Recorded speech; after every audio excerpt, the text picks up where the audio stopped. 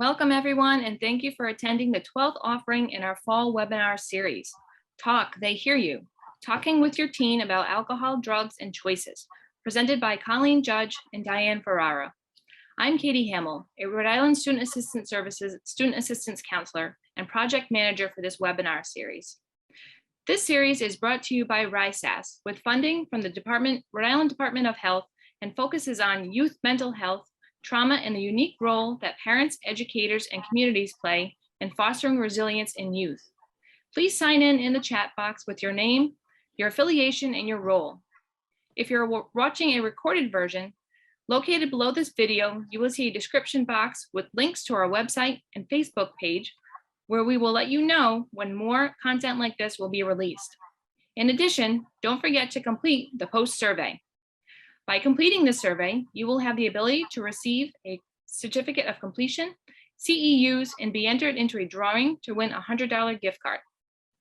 Before introducing our presenters, I wanted to tell you about our next webinar scheduled for December 8th at 6:30 on the topic of rethinking language expectations, the role of parents and teachers in reframing communication in schools with Dr. Silas O.R. Pinto. To register for these and our other webinars, please go to our website at www.risas.org.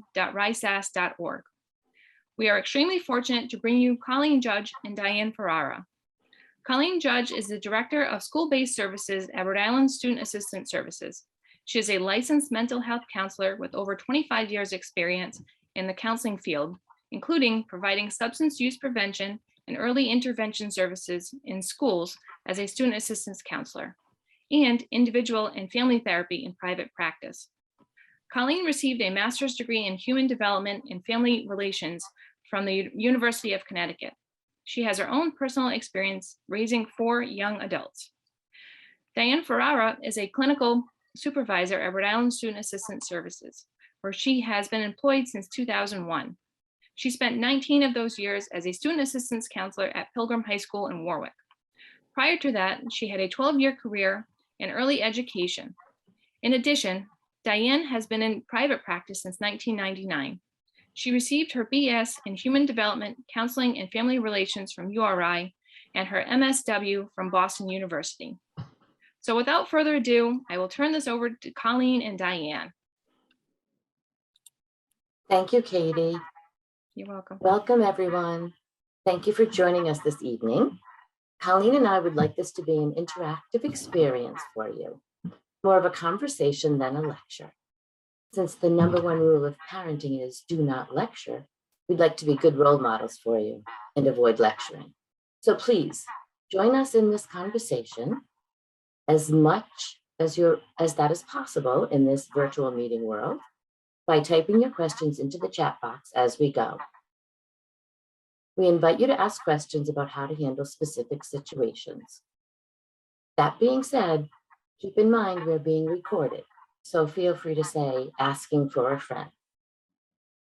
One last thing, we'd love for you to keep your camera on, but we also understand that some of you may not feel comfortable doing so.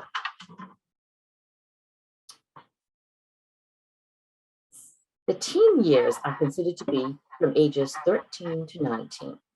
But as we all know, some 10-year-olds are often essentially teenagers. We're curious to know what the ages are of the teens represented here tonight. Please type into the chat the ages of the teens in your lives. How old is the teen that has brought you to this webinar tonight? I'm going to leave it up to Colleen to say 13. I can see the chat. 19. 18, 12, 19, 17. So, as we expected, it's a wide range of ages. What you'll notice as we go forward is that some of our suggestions will be appropriate for younger teens and some for older teens.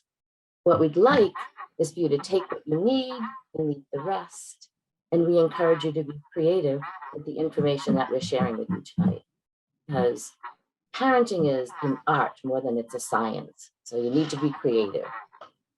One thing remains the same no matter what the age of your teen. You matter.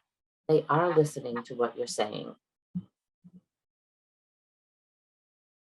So here are our objectives.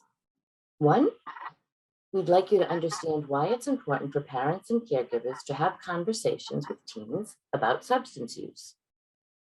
And then we'd also like you to be able to, by the end of our webinar, we'd like you to be able to identify key moments to approach the subject of substance abuse with your teen and to communicate in a way that is going to let your teen be more likely to listen to what you have to say. And finally, we're going to provide you with examples of impactful conversations that caregivers or parents can have with their teens about issues of alcohol, marijuana, vaping, drug use. Those are our objectives for tonight. Now, this next slide is sometimes being a parent of a teenager can feel like a thankless job, especially when they lock themselves behind closed doors for most of the time they're home, or they roll their eyes and turn up their nose at you when you're talking. I'm hoping that this next slide that I'm going to show you will offer you a little bit of comfort. The following statements came directly from teens via student assistance counselors. Student assistance counselors, or SACs as they are lovingly referred to, work directly with teens in middle and high schools throughout the state around substance use prevention and early intervention. The SACs ask students this question: what do you wish you could tell your parents? Here are some of their responses. I worry that our dog is secretly your favorite kid. I wish you knew how important it was that you never miss my game. I can study with my headphones on.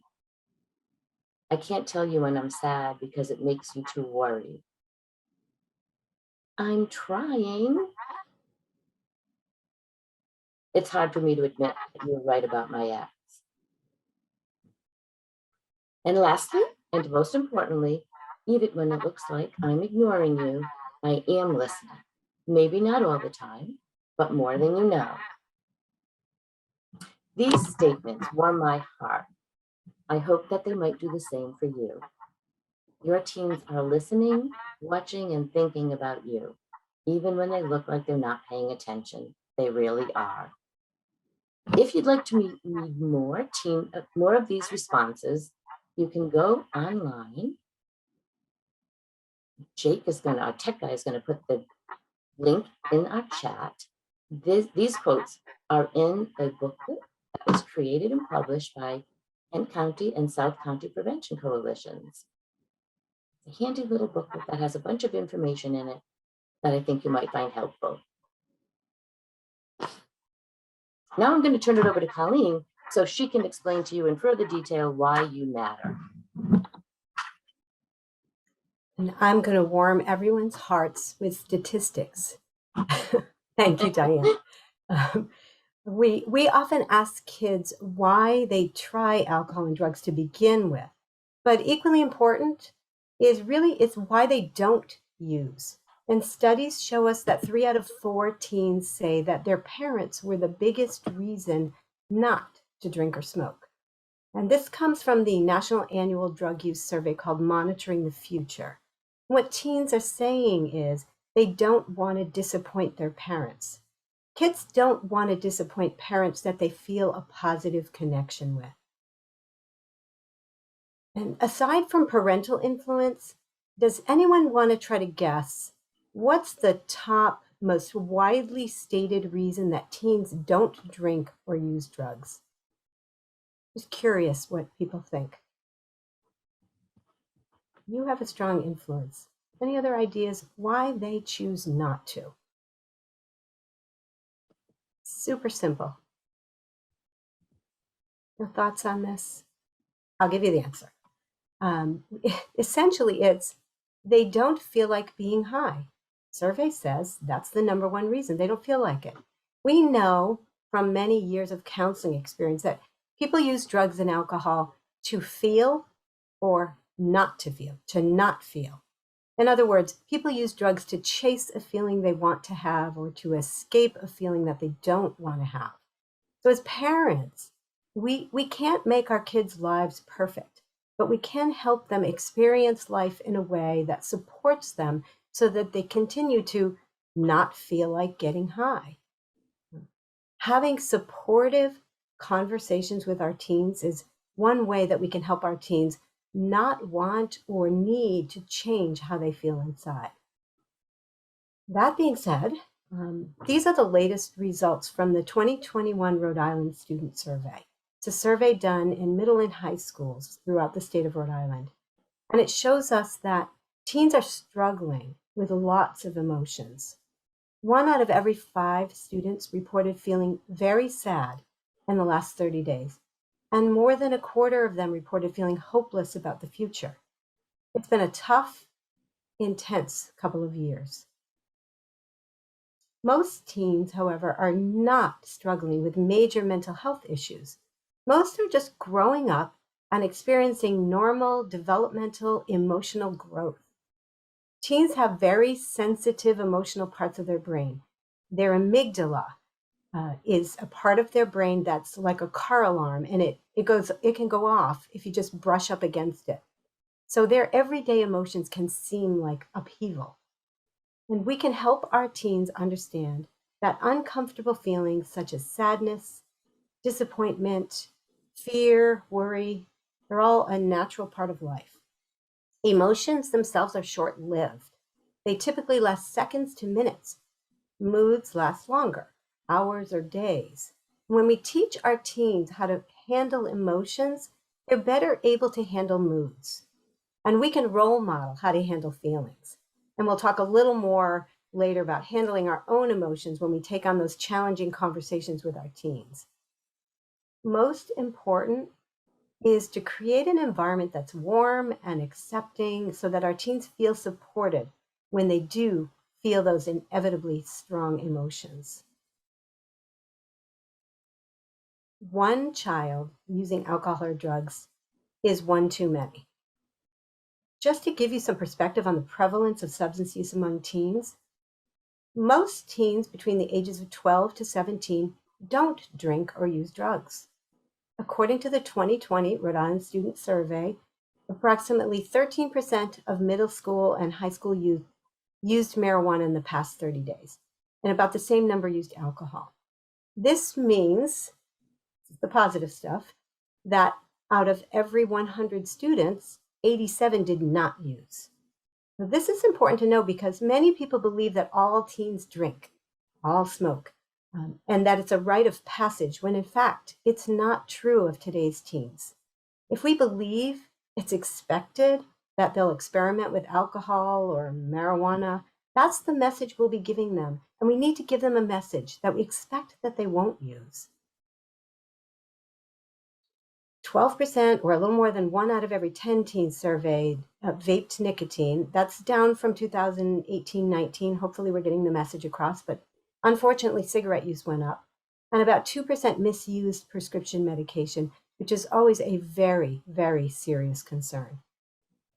If we look at high school students only, it's on the right in yellow. 17%, or almost 1 out of every 5, used alcohol, and about the same percentage used marijuana, closely followed by vaping. But looking at middle school only, in the green, only about 6 or 6.5% use those substances. So substance use is at lower rates in younger students and rises significantly from middle to high school. So it's important to talk to your children early before they start. Keep in mind, just because you talked with them about it when they were younger, doesn't mean you can't say it again. It's never too late. And we expect our kids to stay away from risky substance use, but we also expect them to take some risks in life. Teens are natural risk takers, and their brains aren't fully developed until at least age 25. The inner brain, or that emotional part of their brain, develops before the frontal lobe, or that decision-making part or impulse control part of their brain. And it's natural for them to explore and be sensation-seeking. It's just as natural for us parents to talk with our kids about the risks of running into the road to chase a ball, riding a bike without a helmet, avoiding studying to play video games. It's our job as parents to teach our children about risks and rewards in life. And we all perceive some things as riskier than others. If you look at the shorter line at the bottom of this graph, it indicates that Rhode Island students perceive marijuana to be less risky than alcohol, vaping, or other drugs. And this is concerning. As parents, we want to raise the perception of risk or raise their awareness about how harmful drugs and alcohol can be. In the same way that we would say, I worry about you staying up so late because lack of sleep can affect your concentration and mood. We can say, I worry about you trying marijuana because if you smoke while you're young and your brain is still developing, it can affect your learning, your memory, or motivation. And the best approach is one that offers credible, honest information and not scare tactics. Scare tactics get attention, but they don't necessarily create those impactful conversations between kids and parents that we want to talk about today. So let's talk more about what does work.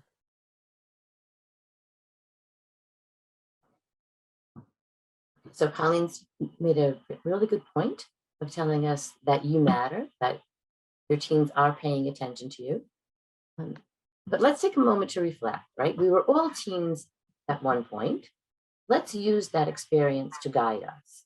I'd like you to just take a moment now to call to mind an adult who you listened to when you were a teen.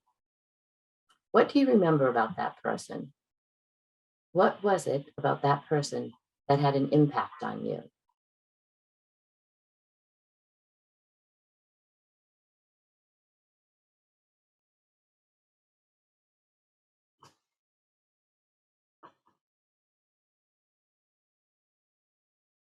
If you're comfortable doing so, please share in the chat the qualities or characteristics that came to mind.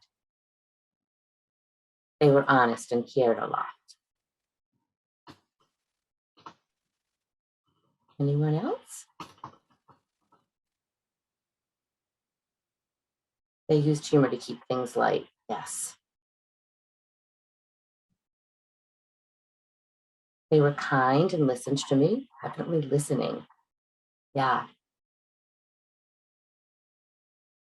Thank you, all of you, for sharing those qualities that came to mind. They were paying attention to what I was doing and expressed concern. These are all right on target of things that we're going to be talking about tonight. Yes. And let's keep those qualities and characteristics in mind as we move forward with this presentation. These attributes are just as important as the words you may say when talking with teens. Being respectful, open, and accepting carry a great deal of weight with teens. They are actually essential to gaining a teen's attention and trust. Remember, none of us want to feel judged, especially not teens. There was one more comment in the chat that I missed. What did I miss? Someone said, Language arts teacher gave me good advice on friends. Excellent, right? Good advice. Really good point. Yeah. Incredible advice. Right. Now, let's take a moment to talk about how do you get these conversations started? When's the right time to do that? Finding the right time to bring up sensitive subjects with teens can be a challenge. A simple way to do that is to make regular conversations part of your routine. We refer to these times as key moments, interactions with your teen that happen on a regular basis. Times like sitting down for meals, driving in the car, picking them up after practice, shopping, cooking, or watching a show together. These are perfect times for bringing up topics like drug and alcohol use, as long as you keep it short and sweet. Coming up soon, we're going to show you a 1-minute video that is an excellent example of how to make the most of a key moment. I just saw something in the chat. Is it a question? It is a comment from Terry. Yes. I like what you said about being informed about marijuana before you speak to your teen. There's so much mixed information. What source do you recommend? We are going to go there. I think that's conversation goal number 3. Right. We will get there. And they're in the resources at the end of the PowerPoint. Thanks, Terry. Okay, so before we move on to the video, I just want to say a little bit more about using key moments to express your love and show your teen you're on their side. For example, when your teen gets in the car after school, rather than asking, "How was your day?" a simple statement like, "I'm so happy to see you," is a way to express your love that lets your teen know that you're happy to have them in your life. Even if that might not always be true when they're acting, not their best. Just saying a statement like that, when you can get to a place where it feels very heartfelt, is a great way of just connecting with kids. Another example of using a key moment to strengthen your bond with your teen is making a point to acknowledge the positive things that your teen does. For instance, while sharing a snack, use the moment to say something like, "Thank you for taking the dog for a walk today. It means a lot to me when you do that without having to be told. It shows me that you're really growing up and becoming responsible." It's never too late to start doing this. And it can take some forethought and maybe even some practice to start making these statements of love and expression of concern. If you're anything like me and tend toward focusing on the what needs to be improved rather than what's going well. So for instance, when I would see my son, I would typically comment and criticize on his appearance. I had to work on learning to express my joy for seeing him. These little expressions of love, I think of as structural integrity for your relationship with your child. By taking the time to notice the positive and express your love in little ways on a regular basis, you're strengthening your connection. In marriage counseling, we teach couples that there needs to be a 5-to-1 ratio. That means there needs to be 5 positive interactions to every 1 negative interaction in order for the marriage to be successful. The same can be said for our relationships with our children. Making the most of key moments is really priceless. It's that instructional integrity. Final thoughts on this topic: it's never too late to start using key moments to connect with your teen, and it doesn't need to happen every single day. So here's the video I mentioned earlier. It's an example of an impactful conversation at a key moment. And as you watch, I'd like you to pay particular attention to the dad's body language, tone of voice, and word choice. Let's see and watch what you notice. Oh, hey, bud. Oh. Where are you headed? Just gonna hang out. It's a school night. With Gary and Todd? Yeah? Not sure about those two. I've been meaning to ask you. This is tougher than I thought. Is there any drinking going on in this crowd? No? I hope not, because alcohol can lead you to say things and do things that you really wish you hadn't. Isn't this what you're supposed to say? I know. So if any of your buddies ever pressure you to take a drink, just tell them you promised your dad you wouldn't. I'd do anything to keep you safe. Okay, I will. I hope this is working. I promise. Love you too, Dad. They really do hear you. Ryan. Yeah? So start the conversation even before they're teenagers. Good idea. For tips on what to say, visit underagedrinking.samhsa.gov. A message from the Substance Abuse and Mental Health Services Administration. Okay, so what do you think? What did you notice? Please type your comments and thoughts in the chat. You may have noticed some things about that video that I didn't notice.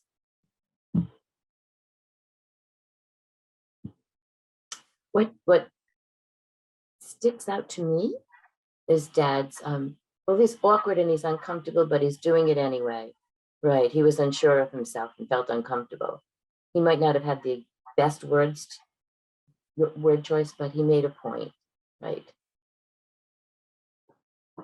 And let Dad's attempt, even if he's unsure, right? He's awkward. I like, it's his whole body language. His hands were in his pocket. He was non-threatening. Yeah. And he said, I've been meaning to say this to you. So he let him know that he let his son know that he's been thinking about this. And yeah, Terry, at the end, the eye contact, they connected. At first, Dad was kind of, yeah. And the other things that I've noticed is that, yeah, he was speaking from his heart, wasn't he, Kathy? Authentic. He wasn't judgmental. He wasn't harsh. He mentioned the two boys, the friends' names, but he didn't say anything about them. He just thought that he wasn't too sure about those friends. I think it's just a really accurate description of what we actually go through as parents, and it's taking the step to do that, to actually have the conversation. Again, it's not so much the words you use, but the way in which you say them. Okay. Thanks for your comments, everybody. One more. I love the metaphor at the end, the metaphor of the helmet, in a sense. It actually shows that they've had conversations before, because they sort of gesture to each other in this knowing way. Wow, it's that, take your helmet and be safe.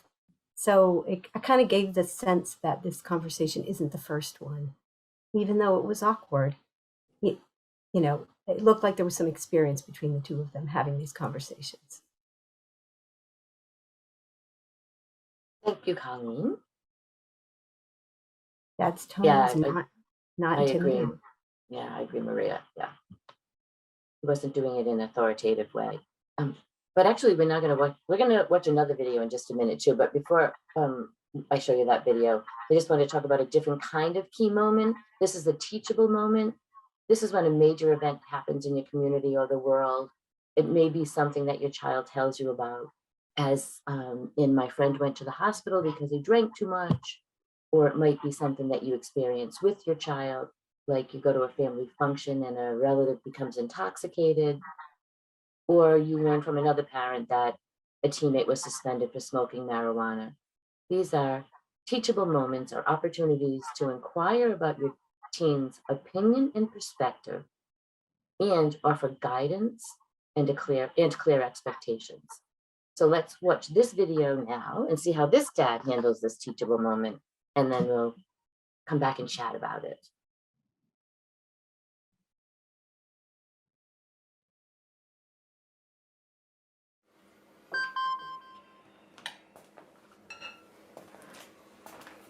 Email from school about the incident today. Scary. Tell me about it. Did you have any idea that was going on? None. I mean, you saw Derek at the game last night too. Did you have a clue? No, but teachers like me, parents, we don't always know as much as you guys do.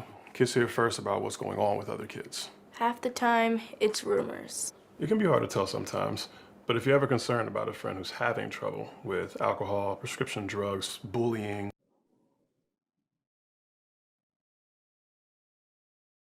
violence, anything, you need to tell an adult. Mom or me, a teacher, coach, school counselor, someone you know and trust. Dad, no kid is gonna tell an adult about that kind of stuff. I get it, but if we don't know, we can't help. Speaking up about a problem, that's what helping a friend is all about.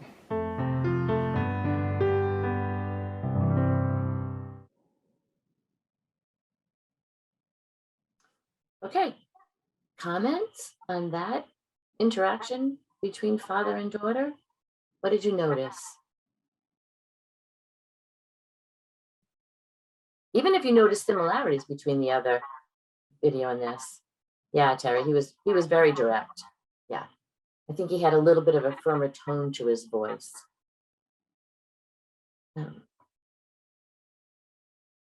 He wasn't afraid of the conversation. No, he went right for it. He got that text message and he went right to it. Yes, eye level with her, Kathy. Yeah. Yes, the dad had a good response to her saying, he didn't let her get away with that, right? He was just saying, yeah, kids still need to tell. Yeah. Yep. They definitely had these conversations before too, Katie. I agree. Right. So it's not their ongoing conversation. And yes, Maria, he was respectable, right? He didn't get angry. He didn't say anything that belittled her or the situation. He was asking and listening to her perspective on it. And I think it's interesting because we don't actually know what incident or event occurred at school. So it could be this scenario could be for a variety of different topics. Well, thanks for joining us, Terry. See you later. And what I thought, how these two videos are similar is that both parents, they kept it short and they expressed their love and concern for their child while setting firm limits. The dad in the first scenario talked about why he didn't want his son to drink alcohol, the dangers of it. They didn't lecture, neither parent lectured. I feel like I'm lecturing. More of these videos can be found online. You just have to Google Talk They Hear You. There's a variety of topics, not just even around drug and alcohol use. There's also an app for your phone that's really fun to use. All right, moving on. Time to take another pause. One of my favorite things to do, stop to pause and reflect. This time, I'd like you to stop to think about the many great things that you are already doing as a parent or caregiver. One thing I know for sure is that your presence here tonight is an indication of how much you care about your teen. So now I'd like you to take a minute to reflect on yourself and give yourself some credit. What kinds of things pop into your head? Things that we've mentioned tonight or things that we haven't already? What kinds of things are you doing for your children or teens?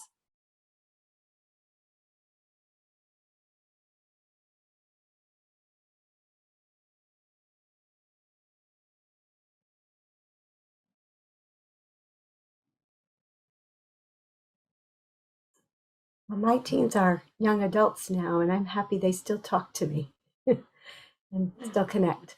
So lots of text messaging chats. Yeah, Trying thanks. to Yeah, make it to please the put them soccer in the game. chat. Try to make it to all soccer games. That's really great, Michelle. We saw that at the beginning. It means a lot to kids when you show up. Yeah. Yeah, Elizabeth, reaching out even, but it's not welcome. Sometimes it's hard to do that, isn't it? But yeah, it's making that effort. They act like they don't care. Oh, a weekly coffee date. That's great. Yeah. Specific bonding time. Daily drop off at the bus and a quick morning check-in and how things are going at school. Yeah, showing interest, right? Showing interest without prying too much. One of the things I used to do is when my son would come home really late from his gymnastics practice and I'd already eaten dinner, but I would just make sure I sat down at the counter while he ate. Just getting that time to connect. Yeah, great. It's just really important for you to be thinking about the things that you're doing. Remember, what I want to say is, remember that nobody does it all and nobody does it all right. We don't need to be perfect parents or caregivers, but we need to be willing to continue to grow and learn. As your child grows, so will your approach to parenting. We hope that this webinar will help you add one or two new ideas or approaches to your parenting. And there are other ways that we communicate with our kids other than actual conversations. Today we're focusing on the conversation, but there's simple eye contact, spending time together. There are small things, and I think you gave some examples. Today we're just going to focus on actually having those conversations. So communication. Diane and I have over 50 years of combined experience working with parents and teens, and we've raised our own children. So there's so much that we could share.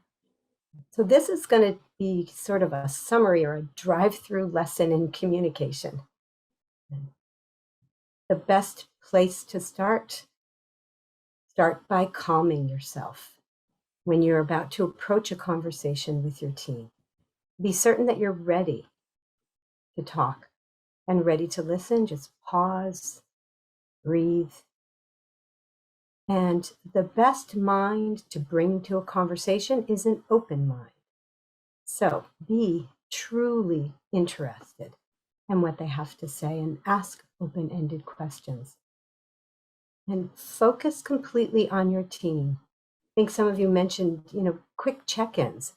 It doesn't have to be a long conversation. It can be quick, but a total focus. You're making dinner. There can be a lot of whirlwind activity in a home. So just pausing and taking a little bit of time to fully use active listening. And active listening is when you let your teen know that they're understood by reflecting back what you hear. So they know you heard what it was they said. And always use those I statements. I statements let you express yourself without your teen feeling judged, blamed, or attacked. Another great marriage counseling tip as well works with our children. And it goes something like this. When you don't come home on time, I worry that something terrible has happened. What I need is for you to call me as soon as you know you're going to be late so that I know that you're okay. So the focus is on the I and not so much what they're doing. And accept what they have to say. You might not like what they have to tell you, but if you want to have a productive conversation, be open to hearing about their experience. That's their world. It's how they view the world. It's how they experienced what happened. You might have a different interpretation, but your child is more likely to be receptive to you if you're receptive to their experience. And always, of course, offer empathy and support and let your child know that you understand. The teen years can be tough. Whatever their behavior is, drugs, alcohol, they're not a useful or healthy way to cope with problems. So remind your child that you're there for support, for guidance, and that it's important to you that they're healthy, happy, and that they make safe choices. Drive through words of wisdom. And these are some conversation goals we want to share with you. These are 5 conversation goals, and we hope that they will be used as guides, and they come directly from SAMHSA, the Substance Abuse Mental Health Services Administration's prevention campaign. And we're going to present them to you, and then we'd love to open this webinar up to discussion with your mics on so that we can actually have a conversation together. We'll do a tiny bit of lecturing first. Conversation goal number 1. And this comes actually in a handy dandy brochure that you can keep around. But show you disapprove of underage drinking and other drug use. And do this by giving a clear message, a clear no use message. For example, it might sound like this. We have certain expectations in our family, and the most important ones are focused on your health and safety. That includes staying away from alcohol or any kind of drug, at least until your brain is fully developed. Very simple, very clear, very brief. Or maybe you have a family history and you're worried about their biological predisposition to develop a problem. You might say, we have a family history of alcohol problems. You and I have talked about my grandmother and my uncle and how they struggled. It's important to me that you remember that trying alcohol or any substance at a young age will put you more at risk of developing a problem than the average person. It's of course helpful to be an informed parent, like knowing that the earlier a person starts using alcohol or drugs, the faster they'll develop a dependency on the substance. And that's why young people get addicted to vaping so quickly. In a matter of weeks, their young brain is hijacked and addiction can set in. In fact, there's some evidence that their brain may be being primed for addiction to other substances. So there's a lot of information to it, but you don't have to have all of it. But it's important to not assume that they know how you feel about drinking and substance use. Send a clear message, a clear and strong message that you disapprove of any substance use at a young age. And of course, deliver that message with kindness and with respect.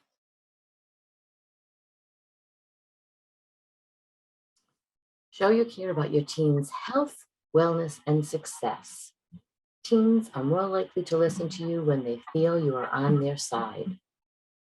Remember earlier when I said if you want your teen to listen to you, start by listening to them? Well, let me give you an example of what I mean. Let's say you get a call from your daughter's school to inform you that she was caught vaping in the bathroom. You need to go pick her up because she's being suspended. On the way to school, take some time to reflect. Think about how you want to handle the situation. A conversation doesn't have to happen immediately. It's okay to say when you pick your daughter up, I'm concerned about what happened. We'll talk about it a little later. I'm going to take some time to think about this. By doing so, you're telling your daughter you care about her well-being. In fact, you care so much that you want to make sure that you can have a calm and thoughtful conversation with her. At this point, your daughter might not be in a place to have a conversation with you either. She's probably feeling upset about what happened.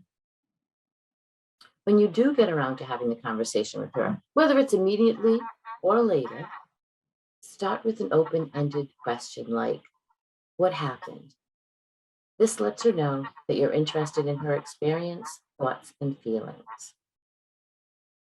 She might tell you she was curious and wanted to try vaping, or she might tell you that she's feeling stressed and thinks that the vaping helps her. Her responses will guide the direction of your conversation. Listening to what she has to say shows her you are on her side. Then you can weave in statements of concern for her well-being, along with factual information about the harmful effects of vaping.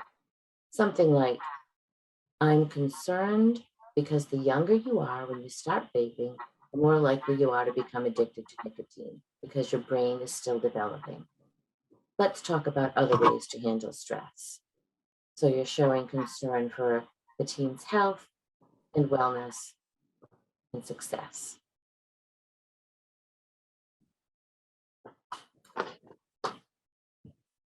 Goal number 3, show that you're a good source of information about alcohol and other drugs.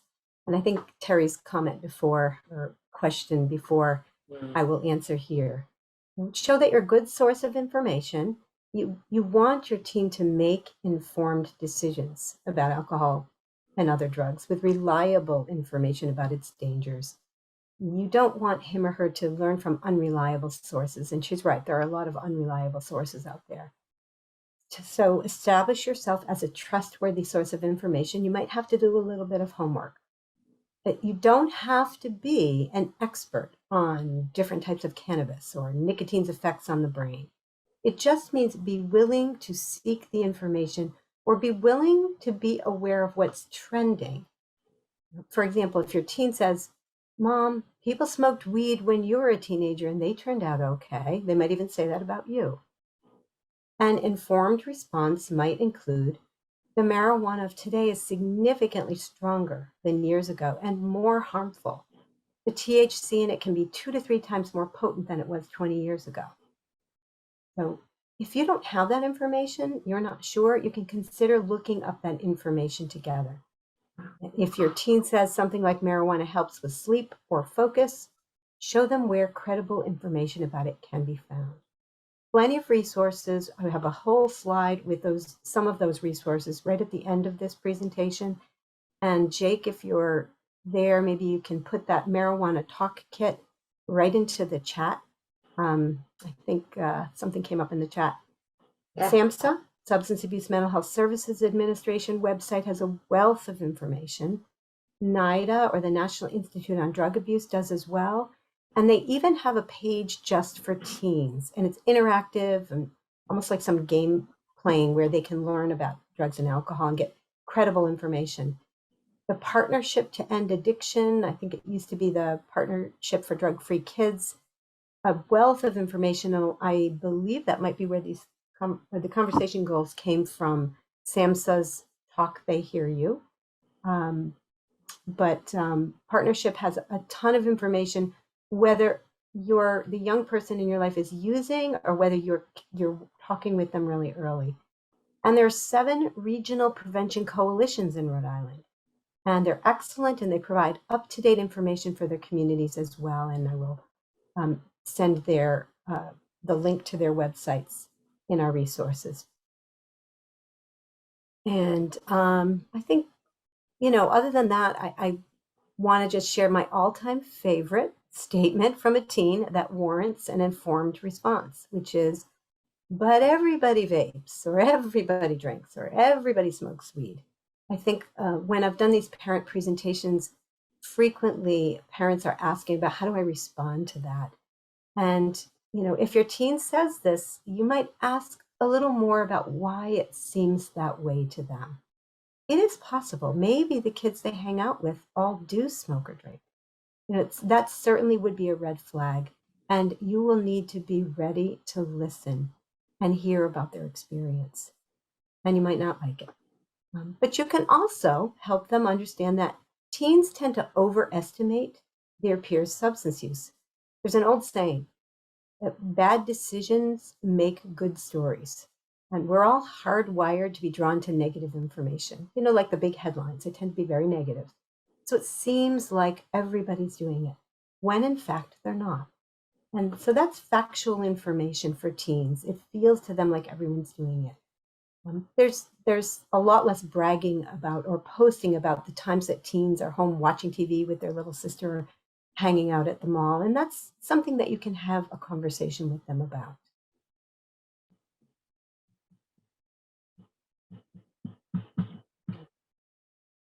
Goal number 4, show you're paying attention and you will discourage risky behaviors.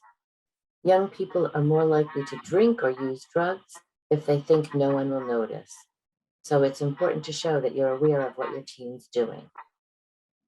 Simply things like, I heard there was a party over the weekend where some soccer players were drinking alcohol. What do you think about that? No judgment, just inviting your child's perspective. Or, hey, I noticed there was a lighter on your desk. I haven't seen that before. What's up with that? The goal here is not to get specific information. This is just a great opportunity to let your son or daughter, teen, know that you're paying attention and noticing. It can even be a matter of, if it's not about drugs or alcohol, you're noticing what they're doing. If you say, hey, I saw your skateboard out in the front yard today. I haven't seen that in a while. Where did you go on it? Looking for a way to show that you're paying attention and to connect with them. It's also a great opportunity to drop a one-liner.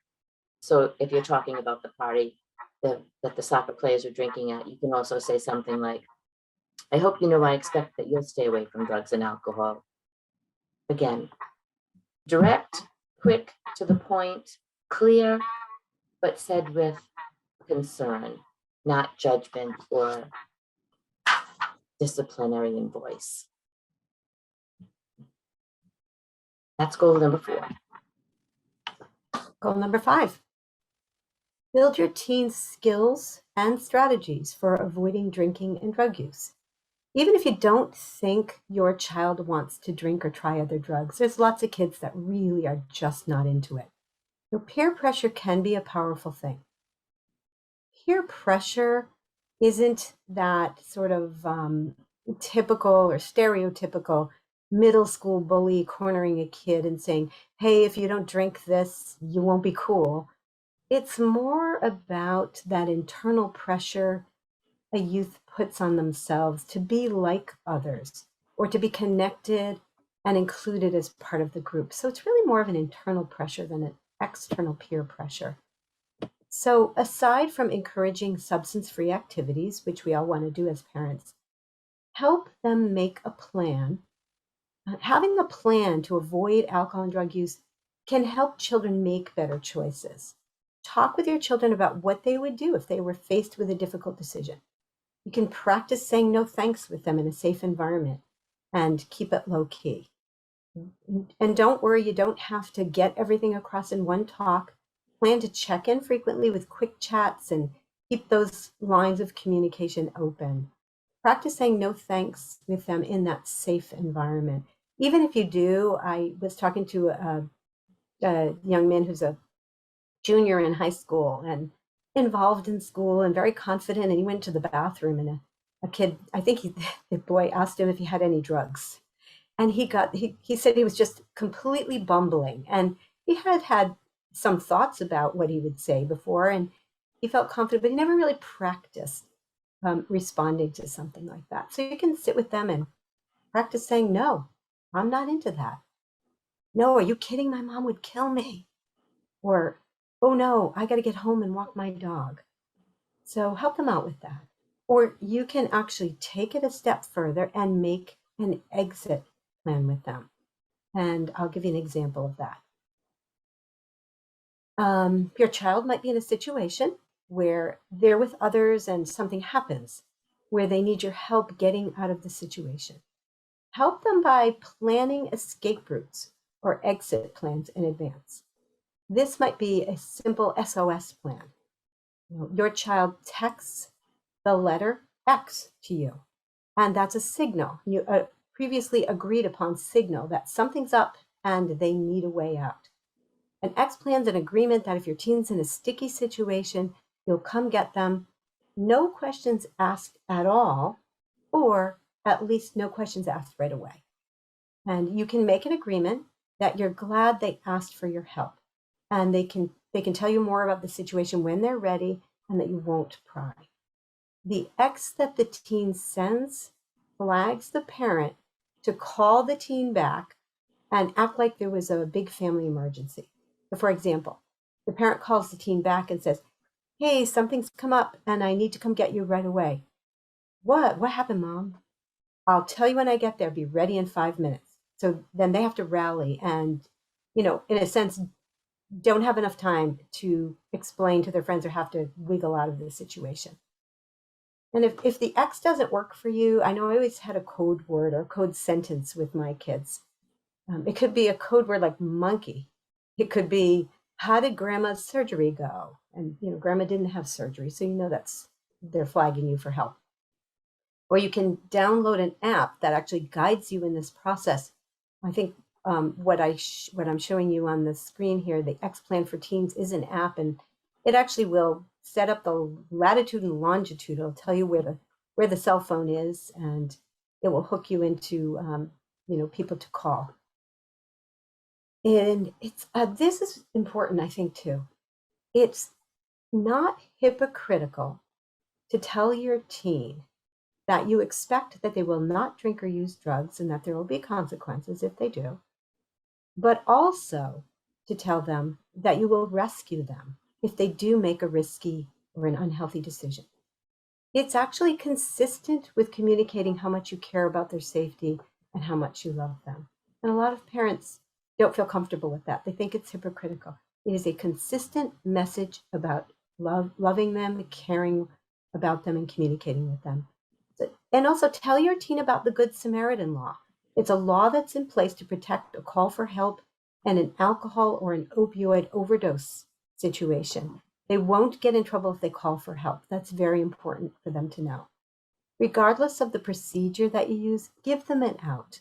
And, remember when I mentioned their frontal lobe of their brain is not fully developed? These are the situations where we actually want to act as their frontal lobe.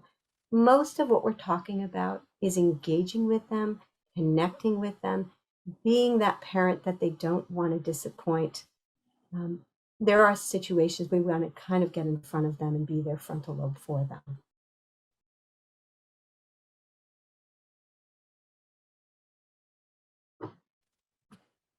This is you, Diane. Yeah. So I'm just thinking, I don't know that we have, it's 7:26 on my end. I want to be aware of people's time. I don't know that we need to play the video that we have here. You can read it's the only words. a minute. Let's see. Okay. It's only So about a minute. Here's what I have planned to say. Speaking of exits, I'd like to end this with some words of wisdom from author Toni Morrison. Play the video. Okay, fine. I said it's interesting to see when a kid walks in the room, your child or anybody else's child, does your face light up? And that's what they're looking for. When my children used to walk in the room when they were little, I looked at them to see if they had buckled their trousers, or if their hair was combed, or if their socks were up. And so you think your affection and your deep love is on display. because you're caring for them. It's not. When they see you, they see the critical face. What's wrong now? But then if you let your, as I tried from then on, to let your face speak what's in your heart, because when they walked in the room, I was glad to see them. It's just as small as that, you see. That is what I think is so profound, because that is how you learn That's what right. your value is. That's right. Not by what the person is saying to you, but what you feel. And the quote by Maya Angelou, it just mimics what Toni Morrison is saying. And if there's one thing that you take away from this webinar tonight, that's what we hope that you take away. Leave them feeling like you've seen them and heard them and are happy to have them in your lives.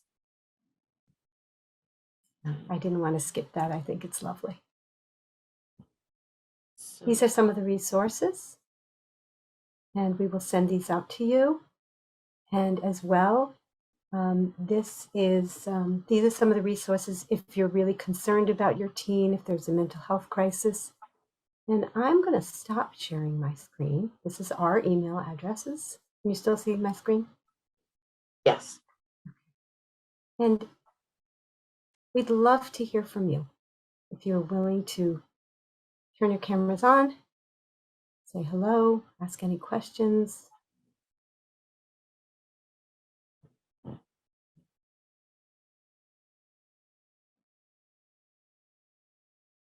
I'll take a leap of faith here. How you guys doing? Well, and I was the one that put in the chat about having a weekly coffee date. And I guess I'm just sharing it for the other parents as a tip, because what Toni Morrison was saying there, in the house, I feel like I'm always critical. Get this done, do that. Have you done that yet? Blah, blah. And I'm sure I get tired of hearing myself. But when we're out of the house and spending time together specifically, it's more of like, hey, what are your friends up to? What music are you listening to? And it's more of a dialogue, and it's been great. It's really helped strengthen our relationship. So yeah, just a little bit. And sometimes it's just a half hour a week, but it's nice because it changes the dynamic. As much for you as for your son, right? I hope for him. It's definitely for me. Yeah. Yeah, you're connecting and you're making memories. Yeah. I have a friend who jokes about that a lot with her kids. They go, oh, Mom, are we doing this again? We're making memories. And, there's sights, sounds, and smells, that go along with those memories.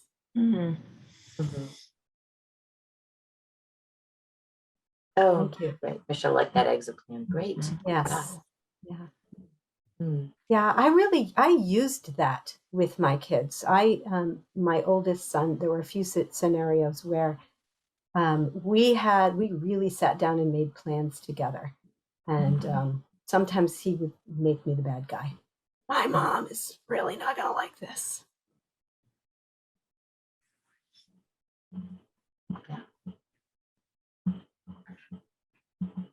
Okay. Any other thoughts, questions? Thank you. Thank you all for joining us and for your input. Yes, thank you so much, Colleen and Diane. So for participants, thank you for attending. Remember to complete the survey in order to get your certificate of completion. CEUs, a chance to win a $100 gift card. The link is in the chat. We hope to see you back on December 8th at 6:30 for Rethinking Language Expectations, the role of parents and teachers in reframing communication in schools. Thanks so much, everybody, for attending. Thank you. Thanks, Katie. Bye. Thanks. Bye, everybody. Can you tell me where the survey is? It's in the chat right now. Maria, if you don't have it, I do. I've got it already uploaded.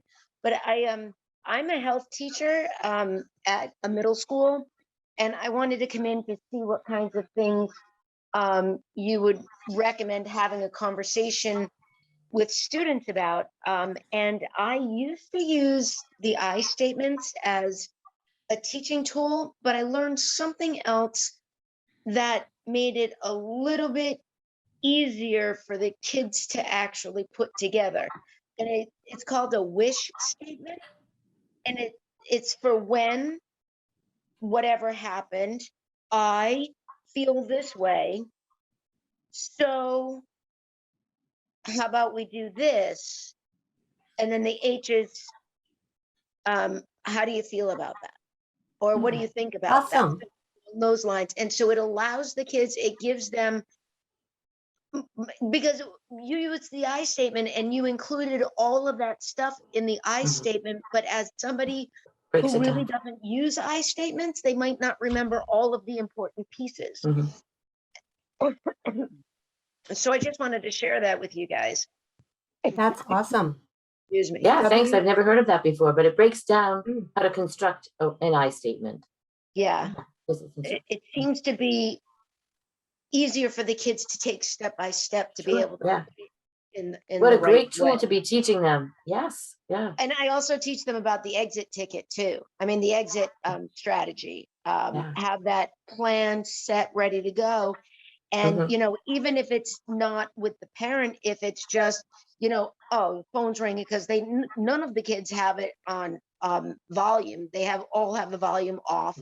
And so True. just, you know, pretend like it's ringing and you pull out and you're like, Mom, what? And like have a one-sided conversation, and it gives the same idea. I found that some kids don't have that kind of trust relationship with their parents, meaning that they still think they're going to get in trouble. And so they might not necessarily use their parent as, but they can say, Mom, oh, come on, really, can another half hour, please? And so it sounds like Mom's giving them a hard time, even though it's only a one-sided conversation. I like it better if the kids actually have that conversation with the parents. But as I said, some of them just don't feel comfortable enough doing that. So I give them that as a backup option as well. You know what I love about that, Lori, is that you know, we're here talking to parents in hopes that the parents will do that for and with their kids. But you're there in the school helping those kids who don't have the parents that will do that with them. That's awesome. Yeah. And the thing that I was sort of in the back of my head thinking is that I have these conversations with kids all day long, but the kids expect me to say that because I'm the health teacher. And so, but I like the Maya Angelou of does your face light up? Because I know there are certain kids that come in and I try to hide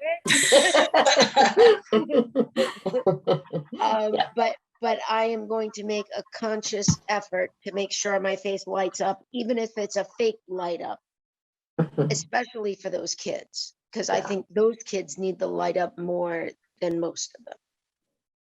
Good point. Yeah. Thank you so much. I appreciate Oh, everything thanks, that Lori. you shared tonight. Thank you. Have a good night. You too. Thanks. Bye-bye. Bye. Bye.